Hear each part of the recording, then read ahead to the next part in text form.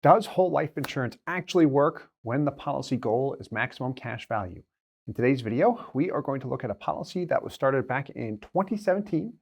Individual who is 45 years old, and he had a plan and he stuck to the plan.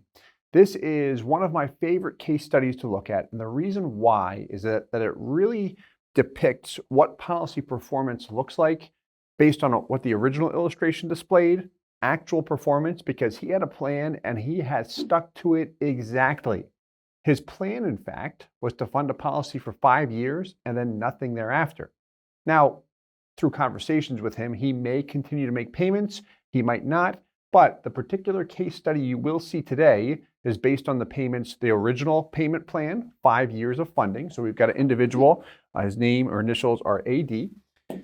His company selection was Mass Mutual. And then where I was going before, what I was saying before, his original plan was to fund a policy at $130,000 per year for 5 years. That was his original plan, and he has done just that.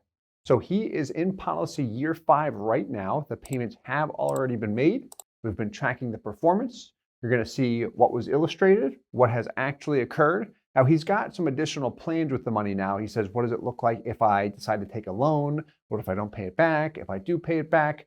So we're constantly looking to use the policy, but the purpose of this video is solely to focus on the performance and see what it has actually done when we compare it with the original illustration, being that he started 5 years ago. He's entering policy year 6, or actually in year 6 right now, because policy year 5 is 100% behind him.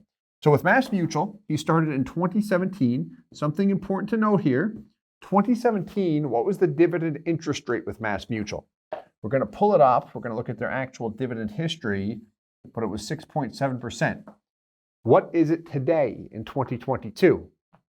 It's 6.00%, 6% flat.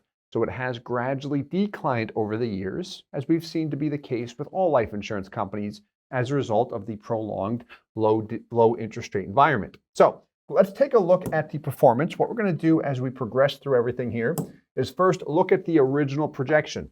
Legacy 100 product, that is a traditional whole life insurance policy. What I mean when I say traditional whole life insurance policy is when you take out a whole life insurance policy, you can choose where your money goes. It can go toward two main areas. One, you can direct it toward the insurance premium, or two, I can direct it toward the PUA rider. PUA stands for paid up additions. So premium dollars with a traditional whole life insurance policy. Traditional is a case where I can fund it up until the age of 100 or 121, forever basically. You don't have to pay into it that long, but a lot of people do. What you'll see with premium dollars with traditional policies is in the first 2 years, with respect to your cash value, you'll get 0 or a very, very small percentage of that premium payment that shows up in cash value. PUA dollars, however, result in this. Oh yeah. I see them show up in cash value. Depending on the company and product you select today, in the first year, you will not see 100% of that PUA payment show up in cash value. It'll usually range somewhere between 90 and 95%, but I get most of it that's available immediately. I can access it if I want. This is really the key to maximizing the cash value growth on a whole life insurance policy. So he selected Mass Mutual in this particular case. As far as what his exact dollars were, so here's the annual outlay, $130,000 per year for 5 years. And again, this is the original illustration. These numbers are not a depiction of what has actually happened here. This is the original illustration in 2017. But the $130,000, where is the money going? Because it can go toward these two areas, one or two. Premium dollars are disclosed up here, base policy insurance. There's the whole life death benefit. There's your premium. Just about what? 10% of the total payment. Couple bucks, $57, $58 over the total, over 10%, but we're just at the minimum. Mass Mutual as a company, their limitations will allow for a minimum base premium of 10%. How do you minimize that upfront hit? This way I've got access to more capital, earlier break-even point, and still have strong long-term performance. So there's your base premium. Then I've got $116,000 in change here, just about 170, the other 90%, directed toward PUAs. LISR stands for Life Insurance Supplement Rider. We do have a small percentage of that payment going toward term insurance. The purpose of term insurance, add those two figures together, you get the $2.75 million death benefit. His main concern wasn't life insurance, although he does like having that death benefit there. That gave him a MEC limit of just over $130K. So when someone says, this could be you, I'm interested in a cash value life insurance policy, I like the fact that the cash value is a safe area to position money, continues to appreciate regardless if things are going very, very well or very, very poorly in the economy. It's liquid, I can access it, and it's also tax-free. The tax-free piece attracts so many people. Now, life insurance policy can become taxable if it becomes classified as a MEC, Modified Endowment Contract. And you will see the MEC limit on the bottom right-hand corner of the illustration, which is right here. There we go. And what determines that MEC limit is your age and total amount of life insurance. So when we go back to that term insurance piece, that term rider, that's a cheap way to raise the death benefit or cheap way to raise the MEC limit. And if you don't like the word cheap, think of it as a cost-effective way to raise the MEC limit. But $2.75 million was the minimum amount of life insurance we could have in this particular case to be able to pay in $130,000 per year. Here we see 2017 dividend schedule. That just displays the year that it was actually started the policy. Let's continue on here. Let's look at the dividend history, because he started when? 2017. There we go. 2017, everything below this line. Year one, dividend rate, 6.7%. That illustration, when we saw 2017 dividend schedule, that means 6.7%, that dividend assumption was assumed every single year. Did that actually happen? No, not even close. Year two, 2018, dividend was 6.4. Year three, saw the same thing, 4, 5, and then he just entered year 6, still at 6% via the dividend interest rate. So let's see how it has actually performed as the years have passed. What we're going to look at, so there's the original illustration. We go back up to the number pages. All right, there we go. Cash value, 112 in the first year. In-force illustration.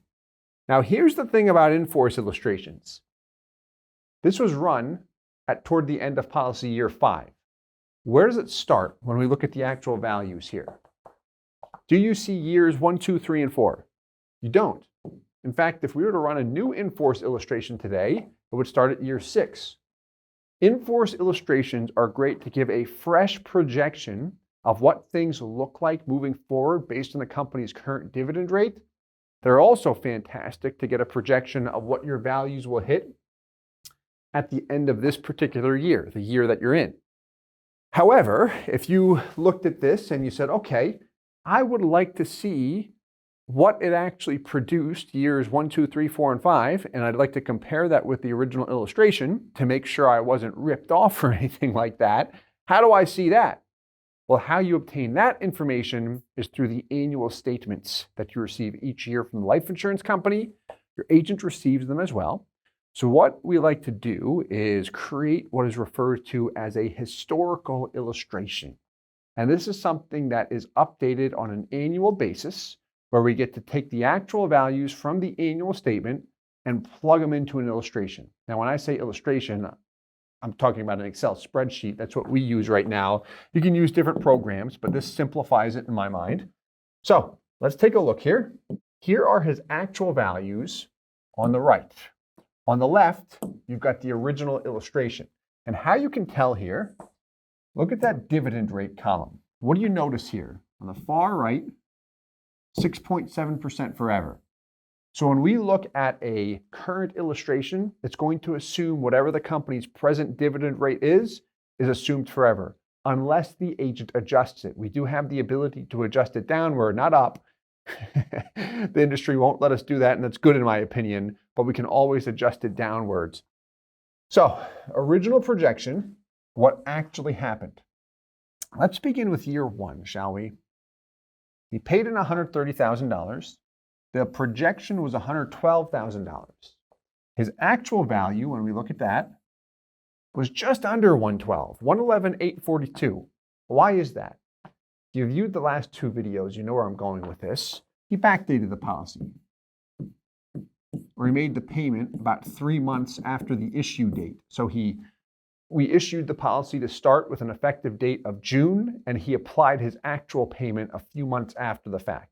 And when you do that, if you make a payment late, especially in the first year, is usually when this happens, PUA payments are applied on the date of payment, not the backdated date of June in this particular case. So, because they're applied based on the date of payment, we do not receive dividends in the first year, but the guaranteed rate is applied.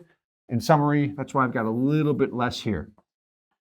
So, year two, 130 was projected to go in. We've got a negative annual IRR of 4.85%. Cash value, 112 to 230. If I would have gotten the full 130 back, what would I have seen there? It would grow to 242, just if I stuffed it under my mattress. But that was not the case. I took the hit because the first 2 years, remember that premium? What happens with premium dollars that we had that drawing out in red? They don't show up in cash value in years 1 and 2. That's $13,000. Now, we are earning dividends here, which help offset the cost in the first year and the second year, but still the costs exceeded the actual interest earned in the first 2 years. That's why I saw less money come back than what I paid in. Let's see what actually happened. Very close, a little bit less. The dividend rate came down to 6.4%. It was 6.7. Actual value is 229, almost 230. The projection was 230. So we're very close to being on track here. As we look at each year, year 3, I'm at 365. Projection was 367 and change. What's happened here? Dividend's still at 6.4, 30 basis points lower for 2 consecutive years. What's going on here? Look at your internal rate of return. That's your net growth rate. 1.5 that year is what you earned. Original projection, almost 2 points, 2%. Let's go down to year 5. Break even originally was year 5. It looked good in year 5. 650 in, 668 projected. Didn't quite hit that as the dividends come down significantly, but break even point, still year 5. Healthy too. 650 in, 657 in actual cash value. Fantastic. Now, if he pays nothing in from this point forward, what we'll do here, if he decides to completely fulfill this, is he will still have a premium due, years 6 and 7. In fact, you can see this on the illustration. Let me do it that way because it'll be better than this, just from a visual aid standpoint. The original will demonstrate it nicely, and then I'll go to the in-force. So see here, years 1 through 5, he's paid in, and then beginning year 6, what do we have here? Annual surrender, $13,058. That's his base premium. If you see an annual surrender on an illustration, that represents the premium that's still due, but you're not paying it. You're not paying anything out of pocket here. So it's due. Where it's being paid from is the dividends and interest that are being accrued on the policy that the policy is spitting out. Now this dividend column, I'll also add, does not include the guaranteed piece. It's just the surplus. We've got some content on that. If you'd like to see some content on that, leave a comment or a question below in the comments and we can message that, no problem, or post it below. But premium, if it's due and you don't pay it, the dividends and interest on your policy may pay it for you. You can also elect to have a loan pay it for you. You can also eliminate it through what is called a reduced paid up option. So let's go back to the in-force illustration. This will illustrate it nicely. And we see that surrender here, annual surrender, years 6 and 7. So the premium's due, but he is not paying it. annual outlay is 0. This is referred to as a premium offset. We're offsetting the premium payment with dividends. And look at this. The actual illustration, the actual in-force illustration, that dividend payout is lower than what the original projection displayed because the dividend rate has come down. But it can still support the base premium because this, MassMutual's dividend rate, is 6%, and that dividend column does not reflect 6%. It reflects 2% because the guaranteed piece is 4%.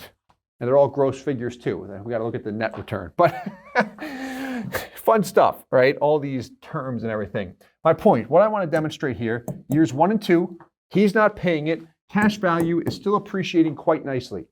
What he can do then, the earliest he can do this on the next page is year 8, this reduced paid up option. So what this does, remember what your death benefit was? If I go back up, 2.75, what is it now? So it was 275. Once we execute this reduced paid up option, the death benefit is now just under $2 million. So that reduced paid up option will eliminate the base premium altogether. So as we look over here, do you see any premium column or any surrender column anymore? No, it's gone. Gone forever too. Once we go down this road, there's no turning back. So we eliminate the premium, but now dividends and interest do not need to pay a premium for us. Nothing's surrendered. So what you will find, especially if you're conservative and you like to look at the guarantees, this will boost your cash value. The internal rate of return will be enhanced. The guaranteed values will look quite nice. So there's your growth over time. Assuming that reduced paid up option is exercised, he eventually does recapture the $2.75 million death benefit as the years pass. Based on the 6% dividend assumption, we do have to track this over time. Chances are likely he'll see it surpassed just based on performance and what we see when we look at this stuff. There's your annual IRR. When we look at that guy, looks good over time, again, based on the present dividend interest rate.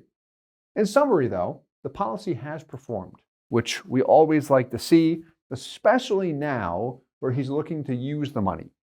What he is especially interested in, what he has expressed as using it for real estate.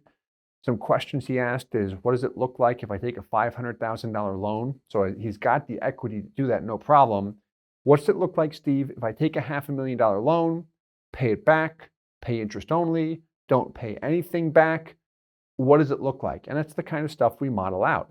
We do have that case study public. If you'd like to see it, I can certainly check it out on our channel. Let us know if you can't find it in the comments below, and I'll post it in the link, no problem. Hope you enjoyed this video. I love talking about this stuff. It's a lot of fun. If you did enjoy it, please hit the like button, subscribe for more, and as always, I hope this helps. Thanks so much. Hey guys, Steve Parisi here. If you enjoyed the content you just saw, please subscribe, like, and hit the notification bell for future videos. If you'd like more information or to see some custom policies for yourself, feel free to call or email our offices at the contact information below.